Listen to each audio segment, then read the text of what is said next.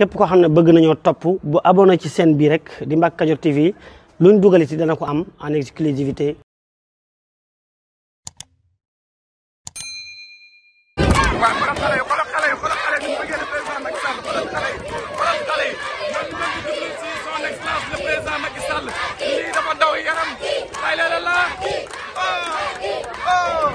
Président day wàcc président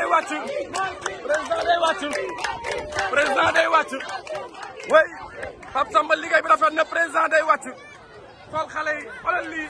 lay la borom réew mi ak xale yi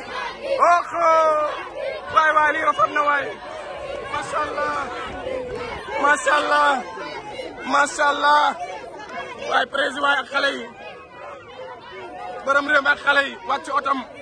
ci kaw tali bi kenn xamul fii ban dëkk la ci àll bi merci son excellence oui.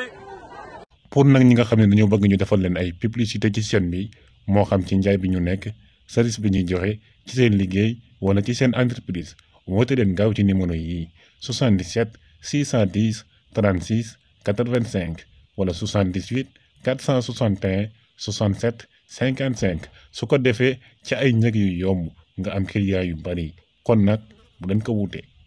asalaamaaleykum mbokk yi yéen ñi nga xam ne yéen a baaxoo ànd ak chaîne bii di